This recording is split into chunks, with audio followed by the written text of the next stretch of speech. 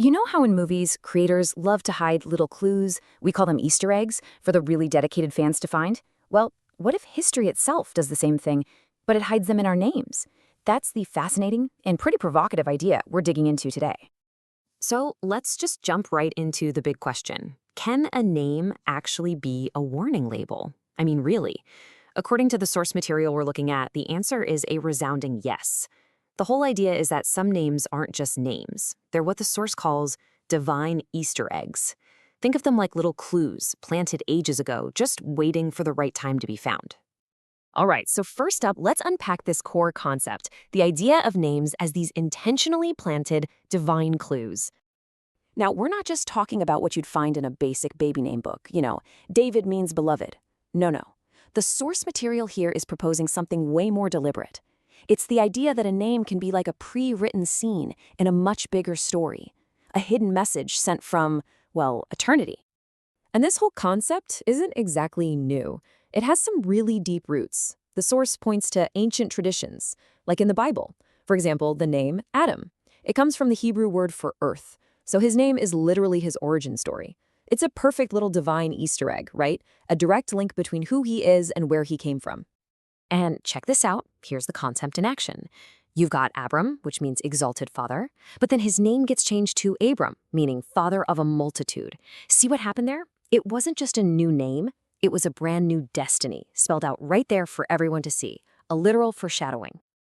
Okay, so now let's see how the source takes this ancient concept and applies it to a very modern and very well-known name. And this is where it gets really interesting. The central puzzle of this whole analysis revolves around this name. The source we're looking at claims that hidden inside these three words is a very specific message, one that's been waiting maybe for centuries to finally be decoded. So what is that hidden message? Well, according to the source, if you deconstruct this name and trace each part back to its ancient roots, you get this, an incredibly specific and frankly pretty chilling sentence. The source argues it's a prophecy, and maybe even a warning of the Antichrist. Okay, so how on earth does the source get from Donald John Trump to that sentence? It seems like a huge leap, right? Well, let's follow their etymological breadcrumbs, piece by piece. First up, the name Donald. The analysis traces this name all the way back to a Proto-Celtic term, Dubno Valos. And what does that mean? World mighty or ruler of the world. So right off the bat, the source establishes this theme of global sovereignty, of massive power. Okay, next is the middle name, John. This one comes from the Hebrew Yohanan, which means Jehovah has favored or God is gracious. Now, the source interprets this in a really specific way. They're not saying it's a blessing, but rather a kind of divine permission, like God is allowing this world ruler to come to power. All right, and now for the surname, and according to the source, this is where things get really complex. They claim the name Trump isn't just one thing. It's got three distinct, layered meanings that all build on each other. The first layer is pretty straightforward, power. Think of a trump card in a game, right? It's the card that beats everything else. So the source connects this to the idea of overpowering, of surpassing and defeating all your rivals, no matter what. Then we get to the second layer, which shifts things a bit.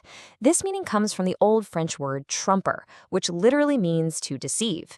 And if that sounds familiar, it should. It's where we get the phrase trumped up, like for charges that are completely fabricated or false. And finally, the third layer takes a much darker apocalyptic turn. Here, Trump is connected to the word trumpet. And in a biblical context, trumpets aren't usually for parades. They're often signals of end times judgment, of massive world-changing events, like the 7 trumpets in the book of Revelation that are said to bring about destruction. So we've decoded all the individual parts. Now let's put them all together and see the full picture that the source material is painting for us. So when you synthesize all those ancient meanings, you get the complete sentence we saw earlier. Donald, world ruler, plus John, approved by God, plus Trump, to overpower, deceive, and destroy.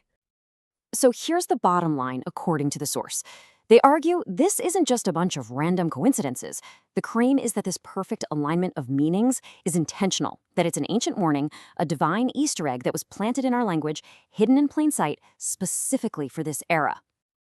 So what are we to make of all this? The source essentially leaves you at a crossroads. Is this evidence of some kind of divine design? A warning literally scripted into language itself? Or is it just a really fascinating but ultimately random linguistic coincidence? It leaves you with that one big question to chew on.